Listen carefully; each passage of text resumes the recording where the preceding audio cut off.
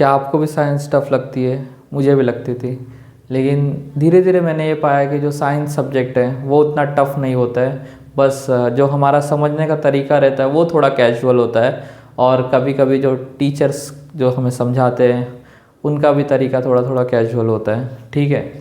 लेकिन मैंने ये देखा कि अगर हम लोग अपने कॉन्सेप्ट्स के ऊपर अच्छे से काम करें, हमारा प्रैक्टिकल नॉलेज है उसके ऊपर अच्छे से काम करें, और सबसे इम्पॉर्टेंट है जो रियल लाइफ एग्जांपल्स है जो सब्जेक्ट्स को कनेक्ट कर सके, अगर उसके ऊपर अच्छे से काम किया जाए तो साइंस उतनी टफ नहीं है जितना टफ हमने उसे बना दिया है, ठीक है। So hey everyone, my name is Govind Vishwakarma और मैं एक साइंस एजुकेटर हूँ। स्पेसिफिकली मैं केमिस्ट्री पढ़ाता हूँ, और मैं पिछले कई सालों से 5-6 सालों से स्टूडेंट्स को, जो साइंस स्टूडेंट्स हैं उनको 11th-12th हो गया, उनके बोर्ड एग्ज़ाम्स हो गए, उन जेई एग्ज़ाम्स हो गए, नीट एग्ज़ाम्स हो गए, इसके लिए प्रिपेयर करवाया, उनको गाइड किया, उनको मेंटरिंग किया है।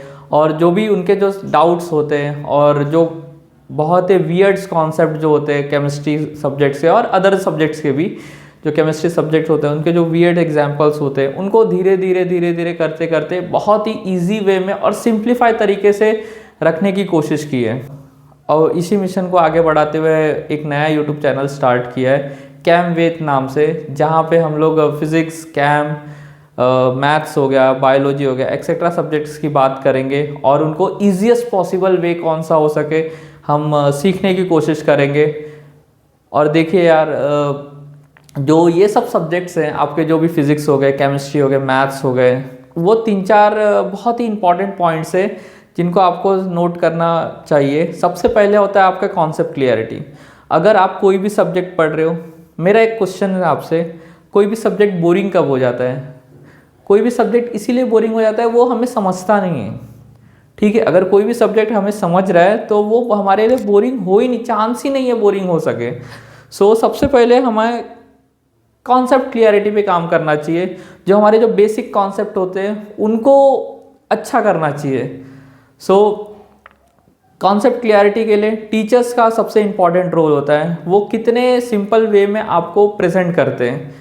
अगर आप एक साइंस स्टूडेंट हो, मेरा तो ये मानना है कि अगर जो टीचर्स होते हैं वो अच्छे से जो एग्जाम्पल्स हो गया, रियल लाइफ एग्जाम्पल हो, उसके ऊपर एफर्ट्स डालेंगे तो कोई भी बच्चा समझने के लिए जो सीरियस, थोड़ा सा भी सीरियस है अपने लाइफ को लेके, सो वो समझने की पूरी कोशिश करेगा और अच्छे से कॉन्सेप्ट उसके क्लियर्स हो जाएंगे।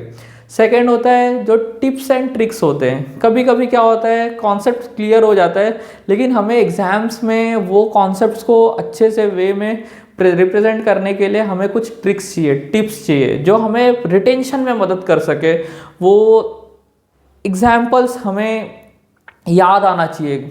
सो आपके पास निमोनिक्स होना चाहिए, शॉर्ट नोट्स होना चाहिए, ये सब के ऊपर भी आपको काम करना चाहिए। और थर्ड और सबसे इम्पॉर्टेंट मुझे ऐसा लगता है, आपके नोट्स, जो नोट्स होते हैं वो सबसे इम्पॉर्टेंट होते हैं, और PYQs।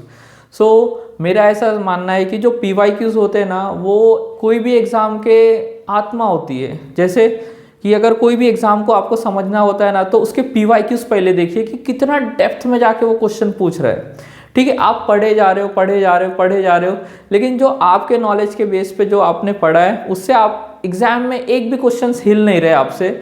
सो वो मुझे नहीं लगता कि आपका पढ़ना मतलब ठीक है।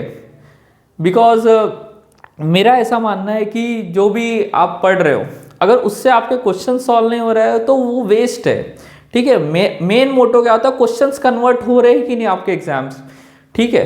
तो आपके नोट्स बहुत इंपॉर्टेंट होना चाहिए। और लास्ट मोमेंट रिवीजन नोट्स जो होते हैं, जिनको हम शॉर्ट नोट्स बोलते हैं, बहुत टॉपर्स अच्छे से बना लेते, तो वो इम्पॉर्टेंट होता है, वो आपके पास होना चाहिए। मैंने ये देखा है कि अपने जो पिछले 5-6 सालों के करियर में कि जो स्टूडेंट्स होते हैं वो रनिंग नोट्स नहीं बना पाते, क्या लिखना है क्या नहीं लिखना है उन्हें वो आइडिया ही नहीं होता है, ठीक है। तो आप इसकी बिल्कुल टेंशन मत लीजिएगा, हम आपके साथ हैं।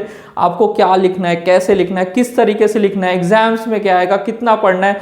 और कभी कभी जैसे आप बोर्ड एग्जाम के पहले आपने देखा रहेगा कि केमिस्ट्री और फिजिक्स में स्टूडेंट्स की मतलब हालत ख़राब रहती कि सर ये 20-20 चैप्टर से, 16-16 चैप्टर से हम 1-2 दिन में कैसे प्रिपेयर करें। तो आपको कोई भी जो सब्जेक्ट होता है, कोई भी चैप्टर्स होते हैं, वो किस तरीके से डिवाइड होते हैं, किस तरीके से आपको वहाँ पे काम करना होता है, वो सबसे इंपॉर्टेंट होता है। तो वहाँ पे सबसे पहले कौन सा पोर्शन रिवीजन करना चाहिए, जो मोर इंपॉर्टेंट है, जो हाई वेटेज के चैप्टर्स है, उसको सबसे पहले रिवीजन करो। फिर सेकेंड, आपके जो लो वेटेज के चैप्टर है, जो बहुत ही कम पूछते हैं, तो उनको रिवीजन करो। तो इस तरीके से कुछ टेक्निक्स होते हैं, कुछ नोट्स होते हैं, वो आपको हम यहाँ पे पूरा अच्छे से गाइड करेंगे।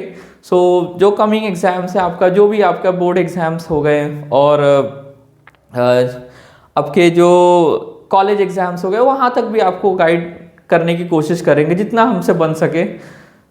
सो हमने ये जो YouTube चैनल स्टार्ट किया है, तो हमारा तो एक सिंपल सा मिशन है, जो हमने सीखा है यहाँ पे और जो मैंने सीखा है अपने जो मेरे कॉलेज के डेज़ में, एंड जो आप बोल सकते हो कि मेरे जो पिछले पास्ट के जो मैंने बहुत सारे टॉपर्स को देखा है, बहुत सारे ऐसे स्टूडेंट्स को मिला है जिनका IQ बहुत अच्छा था। मैं ऐसे स्टूडेंट्स को मिला है जो एवरेज थे, 10th में इवन मैंने देखा है कि 52% लेके आया है और वो जाके बाद में जाके कॉलेज टॉप भी करता है। ठीक है, तो ऐसे स्टूडेंट्स को भी देखा है, तो उनसे मैंने बात की, उनकी जो पढ़ने की जो लाइफस्टाइल थी और जो किस तरीके से वो क्या करते थे, वो भी मैं आपको शेयर करने की कोशिश करूँगा। सो अगर आप अपने प्रिपरेशन को नेक्स्ट लेवल पे पहुँचाना चाहते हो, ठीक है, और जो हमारा जो मिशन है, ठीक है, उसका आप पार्ट बनना चाहते हो, हमारे YouTube फैमिली का पार्ट बनना चाहते हो, आप केमिस्ट्री वेद जो कैम वेद है, जो हमारा चैनल है, हमारी टीम का पार्ट बनना चाहते हो, सो आप लोगों का वेलकम है।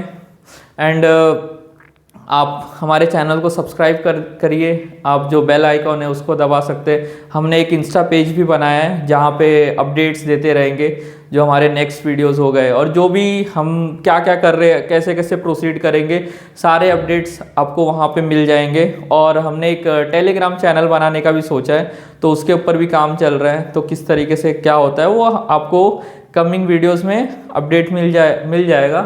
तो चलिए, आज का इंट्रोडक्शन जो था वही यहीं पे समाप्त होता है।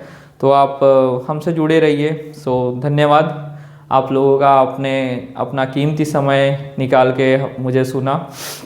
एंड चलिए फिर मिलते हैं अब नेक्स्ट वीडियो में, जहाँ पे हम पढ़ाई करेंगे और देखते हैं कि जो हम केमिस्ट्री से स्टार्ट करेंगे और केमिस्ट्री सब्जेक्ट कितना इंटरेस्टिंग हो सकता है, वो आप देखिए ज़रा। Okay, so thank you, bye.